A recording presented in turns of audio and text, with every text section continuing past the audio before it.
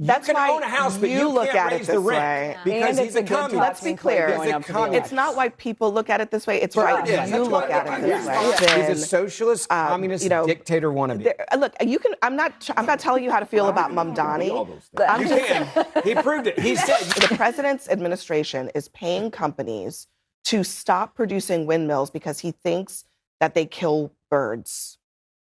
Okay, it's not because he thinks it's inefficient. He doesn't because he thinks they're an eyesore and they kill birds. Well, they are. Guys, MAGA pundits are getting humiliated on every news program these days for attacking Zohran Mamdani for no damn reason. Last night on CNN, Abby Phillip fact-checked the Republican bootlickers so hard they went into complete silence. Now I'm going to play some clips from the debate. I'll give my opinion as we go. Tonight, New York City's mayor, Zohran Mamdani, is asking New Yorkers to set their air conditioning to 78 degrees during this triple-digit heat wave, and the right is pretty hot over it. Of course, the move is intended to alleviate the strain on the city's power grid. Senator Ted Cruz says this: in a first-world country, you could turn on the AC. Senator Rand Paul said it was proof communism is alive and well. Nikki Haley said, welcome to socialism. But as the weather is unbearable, so is the hypocrisy. Mamdani's energy conservation plea is nothing new for New York City. Eric Adams made the same plea, so did Mayors de Blasio, Bloomberg, Rudy Giuliani himself. As governor, Nikki Haley urged South Carolinians to conserve energy during extreme weather. And in Texas, where Ted Cruz lives, energy-saving guidance is standard both in the summer and in the winter. In fact, up until today, on a webpage dedicated to keeping cool, Donald Trump's own Department of Energy recommended that Americans keep their homes between 75 and 78 degrees during the day. That webpage is now no longer available as of this afternoon. CNN has reached out to the Department of Energy to ask for comment. A bizarre hill to die on, Ben. I don't understand this. Do you support it? Ask Nikki Haley. No, I'm asking you, do you think, when you saw that, you're like, hell yeah, let me walk over there and knock that number up to 78? Let me ask you a question. Is Nikki really? The Republic of South Carolina? Hey, watch out. State? Hey, slow down. It's 78 there a lot. It's 78 there a lot. What but do you support and Ben, it? don't you live in Texas? I live in Texas, Okay, and so there's no way in hell we're putting it on 78 degrees. That's why your grid falls apart. It's not 78 degrees in here right now either. No one's going to abide by this. It's absurd. But Ben, I'm just saying, this is a weird hill to die on. No, because when it's Nikki not Haley says, hold on, when Nikki Haley says, we ask that you set your thermostat to 68 or lower by doing 68 in the or 78 in the winter. This is for the winter energy conservation. So There's in the a big difference winter, between 68 and 78. in the winter, they're telling people to set. She's telling people to set their thermostat to 68. And also, this doesn't come from the politicians. This is also coming from, as I pointed out, the Department of Energy. It's coming from the power companies. Con Edison, which is running the power in New York. Let me translate stay the cool and stay Republican cash. talking points Set for you. thermostats no lower than 78 degrees. This is real simple. I'm just asking. We believe in better power grids. We believe in reinvestment in power grids. We believe that you should build enough so that I don't have to walk up and go to 78 degrees. You can let this one go if you want. You don't have to. We can turn it up to 78 in here right now, and in solidarity we stand with Mamdani. You don't have to jump off the partisan cliff. You can let it go. It's not 78 in here. I agree with Abby on this one. Listen, just let it go. do not agree with many of the mayor's policies, but this one, I don't think he was like. I think we're doing a really big reach on this. He wasn't trying to control our lives. He was giving a Zohran Mamdani there's a lot to be critical of, right? Totally. But he didn't go into the book of socialism to figure this out. And the crazy thing is, it's the Green New Deal book. It's the Green New Deal book. You go to that book. It's a different book. It's literally not, because in Texas, where your grid falls apart, right? And Ted Cruz is in Cancun anyway. So you have that happened. That actually did happen. Okay, you're getting partisan too. We're saying this is not a partisan that's all I'm saying. I'm not going to do this because I grew up in South Carolina, and my grandmother. I don't know if y'all had the grandmother that had the couch with the plastic on it. Oh yeah. And when it was on 78, and your butt sticks to the plastic. So I have PTSD from thinking about that. However, I will say that this is not some grand socialism gesture. This is absurdity this is absurdity from Nikki and Ted and the others. I'm actually surprised with Nikki because, I'm a huge fan. I'm surprised she jumped into this fight. Arguably, she may have started it because She may have made one of the first comments about this, and everybody else just jumped on the bandwagon. But it's like everybody has such short memory about this stuff because, it's just so easy to be like, oh, it's just a socialist thing. But the entire country has guidance from the Department of Energy that says when there's a major heat wave, we have to take pressure off the energy grid. That's just common sense. And this could be a good time for a bipartisan conversation on our grid infrastructure because New York City is supposed to be one of the greatest cities in the world.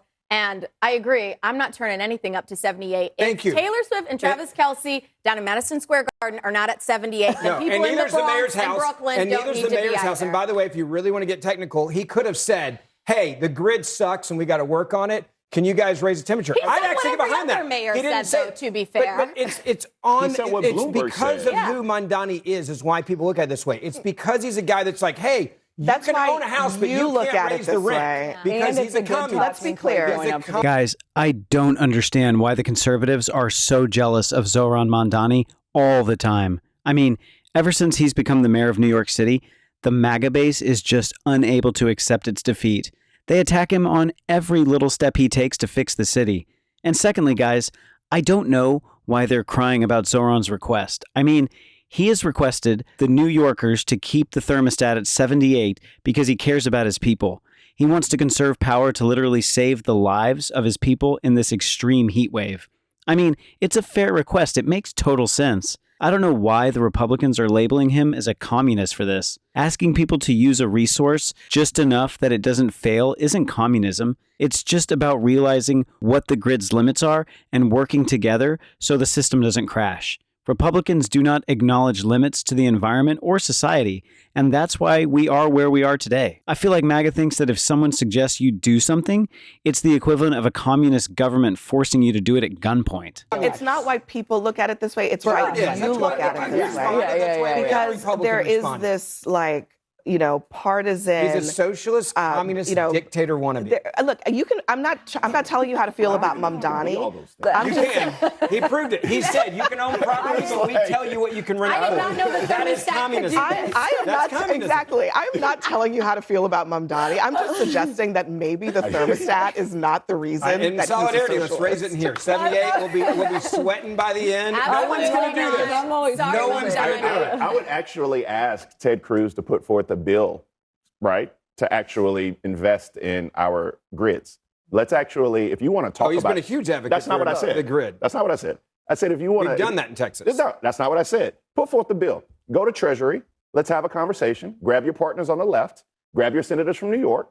And let's actually put forth the bill. I think it's a great idea. Let's stop talking about things that... When we get on TV, you say he's a socialist, fascist, dictator, whatever it is. But let's whatever it is, set that aside. Set that aside, Ted Cruz and Nikki Haley. Why don't you do the work? Be honest about it. Why don't you call? He's been the one saying the Green New Deal is a scam and we should be working on the infrastructure. He's been saying that for decades. That's my point. That you just made my point. He's advocating for it. He's been saying we need to do it. He's been advocating and voting in favor of that. We are tired of people talking. You have no idea Ted's record on voting and advocating for an infrastructure. What I just said is, why didn't he file a bill today? Why don't he call Chuck Schumer, the senator from New York? This is what the American public want to see. He would love to work together with. Listen. Let's make it happen then. That's my point. That's what the American public want from people. Immigration. Let's fix the problem. We had it, and y'all ran them out. We had the Gang of 8, and now you can't stop it. It also just so happens that also today the Department of Education says, or Energy says that they're ending wind and solar subsidies, taking more energy out of the system, not putting it into the system.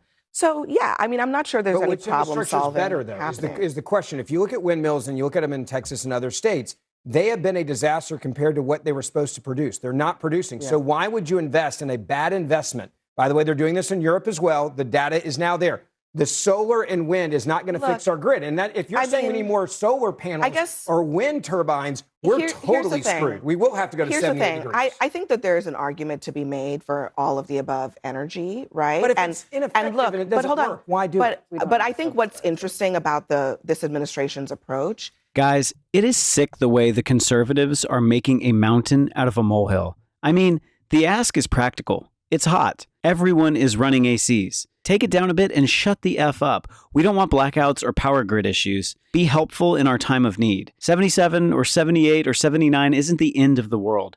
Do your part and help everyone avoid real heat when the power does go out. And secondly, guys, I don't understand why MAGA is whining about Zohran's request. I mean, the GOP was just telling Americans to eat cereal for dinner and cut back on everything because gas prices and inflation are high. MAGA was okay with that. They were supporting this idea, but now when Mamdani is requesting to turn down the AC to conserve power, these people are labeling him as a communist for telling people what to do and what not to do. I mean, these people are the worst kind of hypocrites. Is that they've literally paid these companies billions of dollars not to produce energy. So I don't understand how that works. You think Solyndra and the money in Obama and the Green New Deal that was a total scam was good for the country? It did not help our infrastructure. It did not help the grid. But a bunch of their friends got really rich, and we said, hey, we're all going to die in 20 years. Al Gore. I feel like the president is paying. The president's administration is paying companies to stop producing windmills because he thinks that they kill birds. Okay, it's not because he thinks it's inefficient. He doesn't because he thinks they're an eyesore and they kill birds. Well, they are. That is what he. But they're that's also what he has said. ineffective energy producers compared to what we actually need. If you want a better grid, it's not going to be from windmills. Well, why should we subsidize it? Yeah, if it's so good, the private sector should do it. We are subsidizing. Energy companies will do it if it makes money. We are subsidizing countries to stop producing energy. That also doesn't make sense. It makes a lot more sense than doubling down and sending money to companies that are doing something that has no impact on the grid in a positive manner. It's dragging it down. My tax dollars should not go to support or subsidize a Green New Deal that is a disaster for the grid. Why is your grid in Texas such a failure? It's been absolutely upgraded, and we've advocated for it, and we've been pushing and voting for it. It's gotten a lot. Yes. Let's just admit we're better than Europe because we have AC. It just fell apart 2 years ago.